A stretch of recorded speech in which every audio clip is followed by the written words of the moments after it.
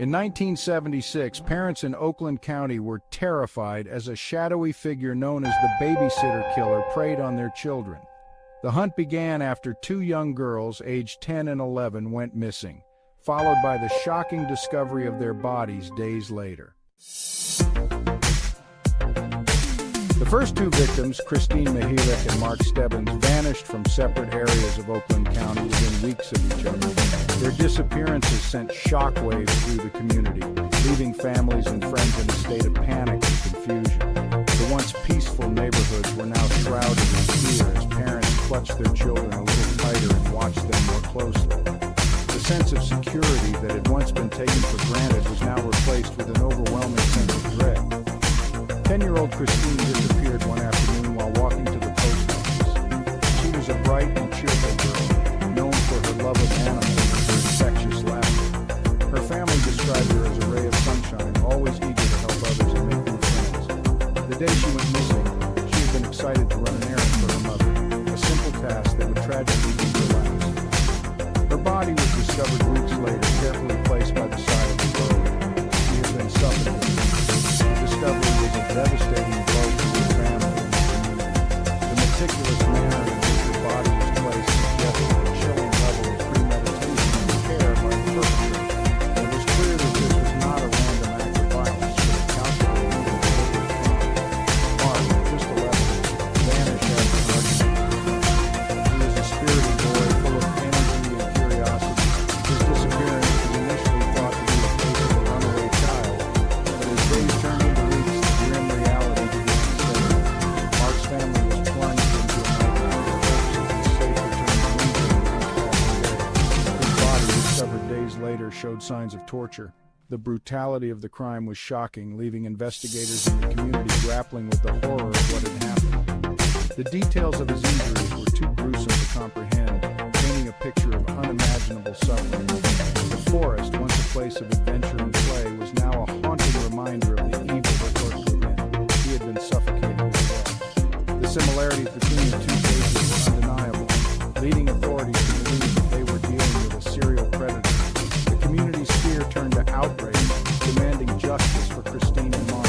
The hunt for the killer intensified, with every resource being mobilized to catch the person responsible for these heinous acts. The tragic loss of these two young lives left an indelible mark on Oakland County, a stark reminder of the fragility of innocence. The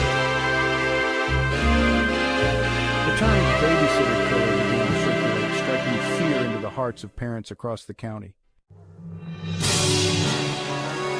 Jill Robinson, 12 years old, became the killer's next victim. She was a bright and lively girl, known for her love of reading and her infectious laughter. Her disappearance sent shockwaves through the community, leaving everyone in a state of disbelief and fear. She disappeared from her Royal Oak home after an argument with her mother about dinner. It was a typical evening, and no one could have predicted the tragedy that was about to unfold. The argument was over something trivial, as most family arguments are, but it was enough to send Jill storming out of the house, never to return. Her body was found the next day, posed provocatively by the side of the highway. The sight was gruesome and heartbreaking, a stark reminder of the evil lurking in the shadows. The police were baffled, and the community was gripped by fear. Parents held their children a little tighter that night, knowing that a monster was on the loose.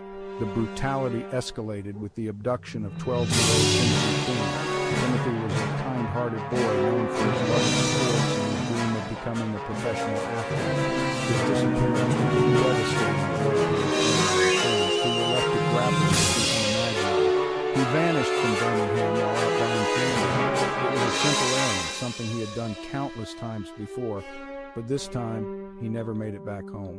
The small candy store, once a place of joy and excitement, became a haunting reminder of the day his body was found days later, miles away from the city. The discovery was a crushing blow to the community, which abandoned the unholy The scene was eerily similar to Jill's, Timothy's body showing signs of the same horrific abuse. He had been sexually assaulted and suffocated. The brutality of the crime left the community reeling, and the police were under immense pressure to find the perpetrator. The case became a dark chapter in the town's history, a chilling reminder of the fragility of innocence and the lurking dangers in the most unexpected places. The police worked tirelessly, chasing down every lead and tip that came in. The investigation consumed the Oakland County Sheriff's Department with assistance from the FBI. The pressure to catch the killer mounted with each passing day. One promising lead pointed towards a pedophile ring operating in the area. Another focused on a group of disgruntled art students with a possible connection to the crimes. Despite their best efforts, the investigation hit dead end after dead end. The lack of concrete evidence and the complex nature of the case only added to the frustration. As the months passed, the panic subsided, but the mystery remained. The killer seemingly vanished, leaving behind a trail of grief and unanswered questions. The case went cold, but the memory of the victims and the fear they endured lingered. The families of the victims lived with the unbearable pain of not knowing who took their children or why. They clung to the hope that one day the killer would be brought to justice. Over the years, the case has been revisited by amateur sleuths and professional investigators alike.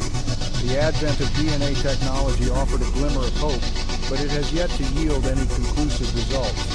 Several suspects have been investigated over the years, but none have been charged. The lack of closure continues to haunt the families of the victims and the community as a whole. The case remains a source of fascination and speculation, generating countless theories and hypotheses.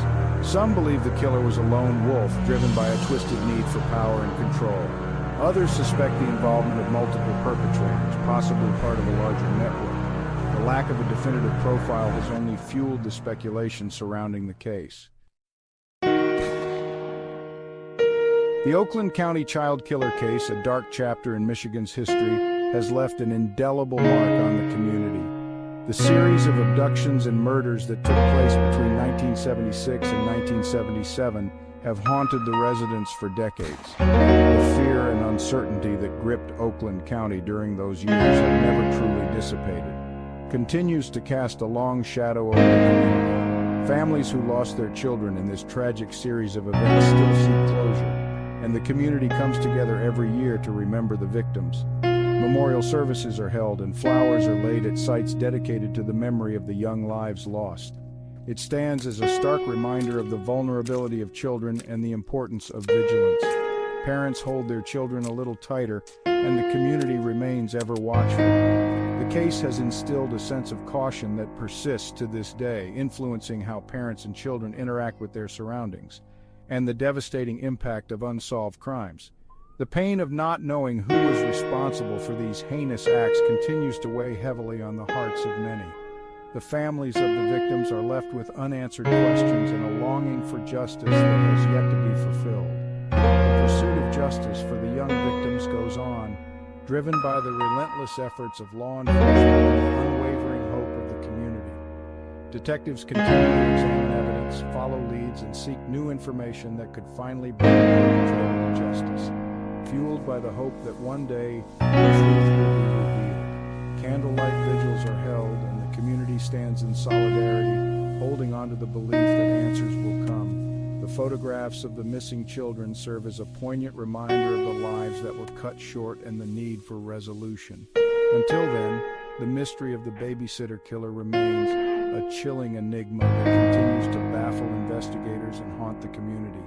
The image of an abandoned playground at night or a shadowy figure walking down a street evokes the fear and uncertainty that still lingers, a chilling testament to the depths of human depravity. The sight of a child's toy left behind or a dark alleyway at night serves as a stark reminder of the evil that once lurked in the community. It is a somber reflection of the capacity for cruelty that exists within humanity and the enduring power of unanswered questions. The empty swings in a park or a detective looking at an evidence board with frustration symbolize the ongoing quest for answers. The case remains open, and the search for the truth continues, driven by the hope that one day the mystery will be solved and justice will be served.